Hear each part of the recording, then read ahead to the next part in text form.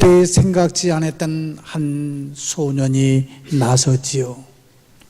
여러분들이 잘 아는 다윗이라고 하는 소년이었습니다. 그가 그 거구 골리앗을 무찌른 다음에 사람들이 그 당시 왕이었던 사울을 향해서는 천천히라고 말하고, 이 어린 소년에게 만만, 천천히요 사울은 천천히요 다윗은 만만이라고 하는 여론이 들끓습니다. 그러니까 자연히 권력지향적이었던 사울이 비록 자기의 사위지만은 내버려 둘 수가 없는 거지요. 그래서 자기 사위를 죽이려고 쫓아다닙니다. 아니, 다윗은 자기 장인한테 죽지 아니하려고 수많은 고통과 어려움과 많은 세월을 겪어야만 되었습니다. 이렇게 어려움 속에서도 그는 하나님을 원망하지 않고 하나님을 잊지도 않았습니다. 하나님은 나의 인생을 축복해 주실 거야. 하나님은 살아계셔. 하나님은 전능하신 분이야. 이러한 마음을 잊지 않고 살았지요. 그러던 어느 날 이제 결국 길보아 전투에서 사울 왕이 죽고, 그리고 연이어서 이제 다윗이 왕 위에 오르게 됩니다. 그러한 상황 속에서 다윗이 과거를 생각하면서 오늘을 생각하면서 하나님은 어떤 분인가? 다윗이 바라보는, 아니 다윗의 오늘 신앙관은 무엇인가 하는 것이 오늘 본문에서 우리에게 전해주는 귀한 메시지입니다. 다윗은 하나님을 바라볼 때 나의 힘이 되신 여호와라고 고백합니다. 인생을 살아가면서 어느 것이 나의 힘의 근원인가 하는 것이 중요합니다. 사람은 그 힘의 근원을 의지하기 때문에 그렇지요. 본문에서 다윗은 이렇게 고백합니다. 나의 힘이신 여호와여, 내가 주를 사랑하나이다. 그렇습니다. 다윗은 분명히 하나님에 대해서 어떻게 생각하고 있는지 자기의 신앙을 고백합니다. 그 하나님, 내가 바라보고 있는 그 하나님은 어떤 하나님인가? 나의 힘이 되신 하나님이라고 이야기합니다. 사람들은 이 세상을 살아가면서 많은 힘들을 의지합니다. 권력이 높은 사람이 힘이 된다고 생각하는 사람들, 그래서 권력 있는 사람, 나는 누구를 알고 그것이 안 되면 나아가서는 우리 사돈을 아는 사람이라고까지 들이대면서 나는 이렇게 권력 있는 힘 있는 사람과 가까이 있다라고 이야기하고 싶어 합니다. 물론 높은 사람이 힘이 될 때가 많습니다. 그러나 오늘 다윗은 그렇게 고백하지 않습니다. 사람은 아무리 힘이 높아 보여도 하나님보다 결코 높지 않다고 하는 신앙의 고백이, 여호와는 나의 힘이 되신다고 고백하고 있지요. 하나님은 온 우주의 주인이시고 그 하나님은 나의 하나님이라고 지금 다윗은 고백하고 있습니다. 또한 어떤 사람은 물질이 힘이라고 생각하는 분도 있지요. 살아가는데 물질은 정말로 필요합니다. 정말로 필요한 수단입니다. 물질이 없을 때는 살 수 없을 정도로 힘듭니다. 물질이 있으면 많은 힘을 발휘할 수 있습니다. 그러나 오늘 이 다윗은 신앙의 고백을 하기를, 이 세상에서 뭐니 해도 뭐니가 있어야 산다고 말하지 않습니다. 신앙생활을 하려도 돈이 있어야 신앙생활 한다고 말하지를 않습니다. 나의 힘은 물질이 아니라 여호와 하나님이라고 고백하고 있습니다. 우리가 인생을 살아가는데 많은 것들이 필요합니다. 내 주변에 높은 사람도 필요합니다. 물질도 필요합니다. 먹고 입는 것도 필요합니다. 이 세상을 살아가는데 어느 것 하나 필요 없는 것이 없을 정도로 우리 주변에 있는 것, 많은 것들이 내게 필요할 수 있습니다. 그러나 오늘 다윗은 이렇게 말합니다. 나의 힘이 되신 여호와여. 그의 인생 속에서 지금 내가 왕위에 올라와서 보니 그 수많은 세월 동안 자기 장인한테 여러 가지 어려움을 겪고 오늘 내가 왕위에 온 것을 뒤돌아보니 누가 나의 힘이셨는가? 백도 아니었고 물질도 아니었고 지식도 아니었고 오직 여호와 하나님이 나의 힘이 되셨기에 오늘 내가 이 자리에 있다라고 고백하는 것이지요. 본문에서 말하는 힘이란 말은 정말로 강하다는 말입니다. 능력이라는 말입니다. 그래서 오늘 본문 2절에서는 이렇게 이야기하고 있습니다. 여호와는 나의 반석이요 나의 요새시요 나를 건지시는 이시요 나의 하나님이시요 내가 그 안에 피할 나의 바위시요 나의 방패시요 나의 구원의 뿌리시요 나의 산성이시로다. 여러분, 지금 다윗의 신앙의 고백은 세상의 어떤 곳에다가 기준을 두지 아니하고 오직 하나님께만 둡니다. 그렇습니다. 하나님을 힘의 근원으로 삼고 사는 사람은 담대합니다. 어떤 어려움에도 용기로 살아갑니다. 심지어 자기 장인이 나를 죽이려고 호심탐탐 노리고 있는 그 상황 속에서 부하 장수들이 말합니다. 장군, 절호의 기회가 왔습니다. 지금 저 사울 왕이 우리가 여기 있는 줄 모르고 저기서 잠을 자고 있는데 가서 목을 따가지고 올까요? 세상 상황 속에서 힘을 찾는 사람은 저 왕을 제거해야 내가 편안하다고 생각하지만은 다윗은 그렇게 생각하지 않았습니다. 나의 힘이 되신 여호와요, 하나님께서 기름 부은 왕, 비록 나를 죽이려고 쫓아다니는 왕이지만은 모든 것 하나님 손 안에 있는데 내가 사울을 죽인들 이 위험한 상황에서 해결되는 것이 아니라 하나님께서 역사하시고 하나님께서 손을 보시고 하나님께서 채워주셔야만이 내가 나됨을 고백하는 다윗의 신앙의 고백, 여호와는 나의 힘이라고 이야기하고 있습니다. 두 번째로 이 다윗의 신앙의 고백은 이겁니다. 환난 중에는 하나님에게 간절히 기도해야 된다는 신앙관의 소유자였습니다. 하나님께서 나에게 힘이 되셔요. 내 집에 쌀이 가득 차 있지만은 밥솥에다가 밥을 하지 않으면 나는 굶을 수밖에 없어요.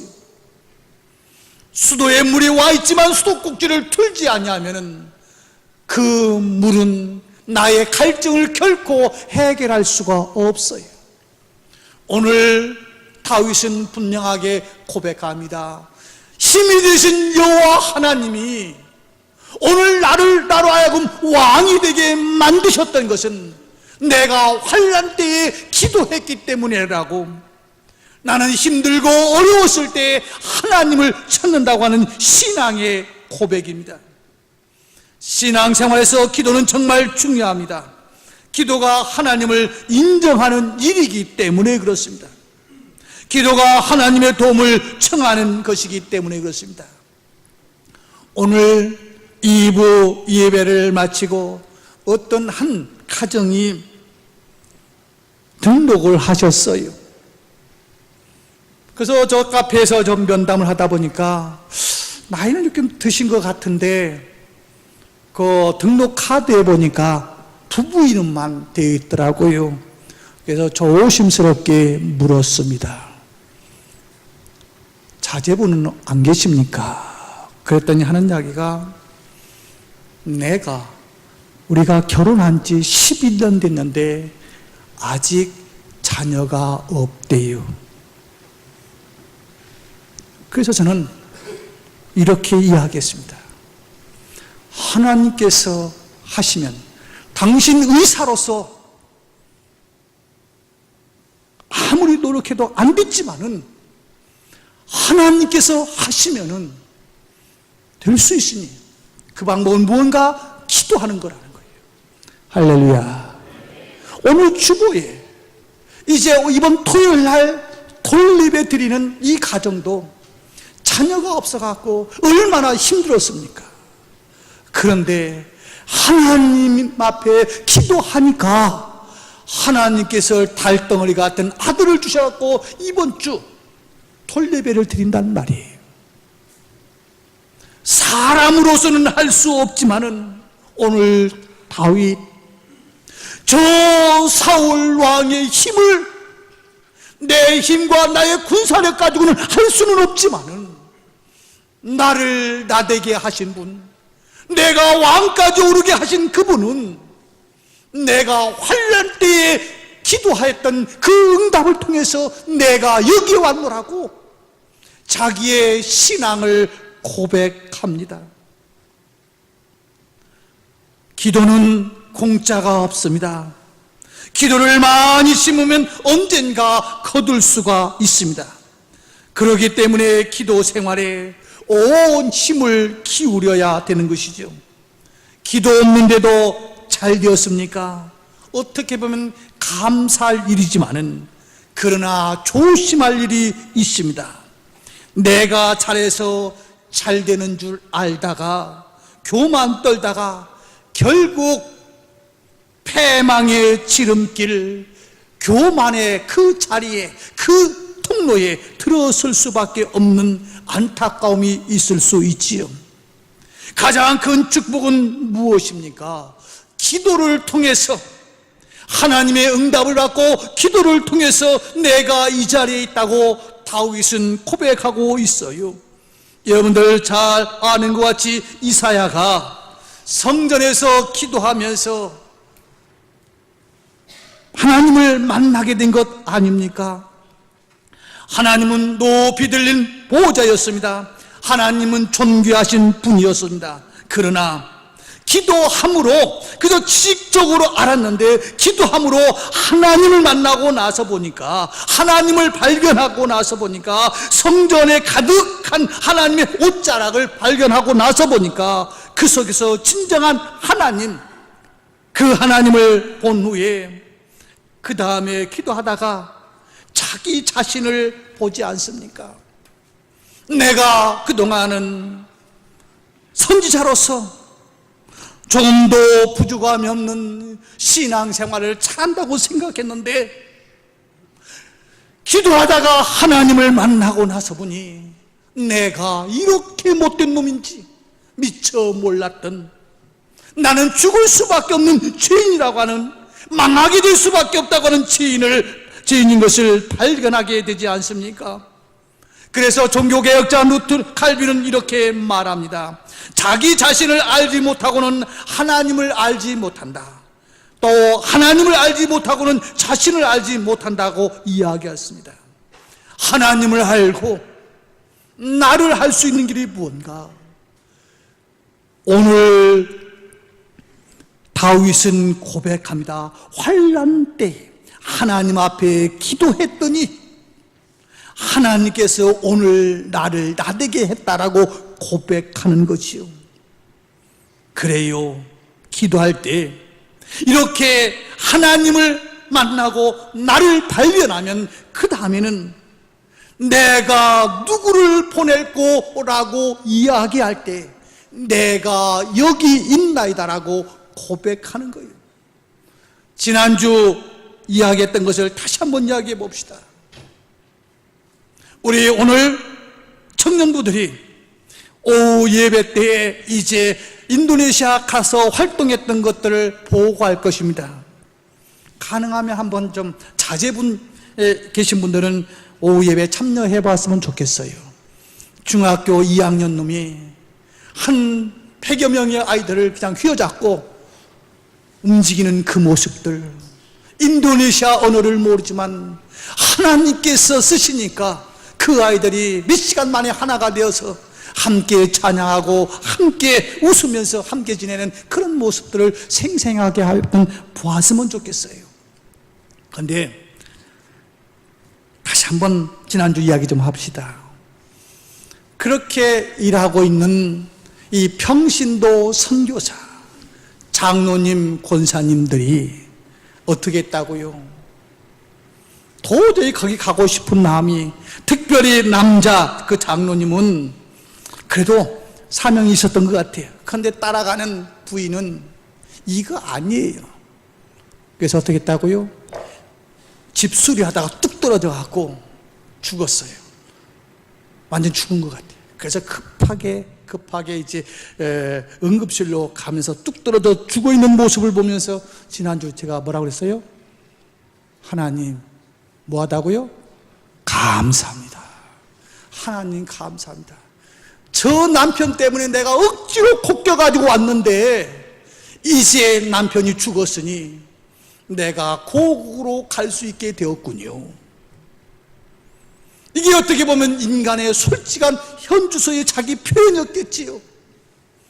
그러나 이제 응급실로 가가지고 있는 동안 하나님께서 기도하게 시키고 그 땅바닥에서 굴러가면서 6시간, 4시간, 5시간 이렇게 기도하면서 사명을 발견한 거예요. 하나님, 나를, 저 남편을 살려주기만 해요. 조금 전에, 몇십 분 전에는 하나님 내 남편 죽어서 감사합니다. 내가 대한민국에 갈 수 있게 해주셔서 감사합니다 하면서 편하고 안락한 삶이 내 인생인 줄 알았는데 하나님께서 그 사건을 통해서 기도하게 하시고 사명을 발견하게 되고 하나님 내 남편 살려주시면 내 평생 하나님 앞에 원망하고 불평하지 않으면서 주의 일을 감당하겠습니다. 사명을 발견하고 나서 14년 만에 우리 지금 19명이 가서 그 현장을 다 보고 왔습니다만 사명 발견하기 전과 사명을 발견한 후에, 아니 기도하기 하지 않고 억지로 끌려왔을 때와 기도한 후에 사명을 받고 난 다음에 하는 행동을 보니까요, 제가 잘못 판단했는지는 모르겠습니다만은 남편보다 그 아내가 훨씬 더 그 필드에서 선교의 그 역사함을 많이 하더라고요. 말씀을 맺을게요. 오늘 다윗은 어떤 신앙관, 내가 왕이 된 후에, 나를 죽이려고 했던 그 사울이 죽은 후에, 내가 왕이 된 후에 어떠한 신앙의 고백을 합니까? 오늘 본문에서 이렇게 말합니다. 힘이 되신 여호와여, 할렐루야. 나의 힘이 세상에 정치 권력도 아니고 돈도 아니고 지식도 아니고 여호와 하나님이라고. 그러면서 환난 날에 나를 도우신 분은 하나님이신데 어떨 때 도왔다고요? 기도할 때, 부르짖을 때에 응답하셨다고. 이러한 삶이 우리 모두의 삶이 되시기를 주의 이름으로 축원합니다. 기도하겠습니다. 하나님 아버지,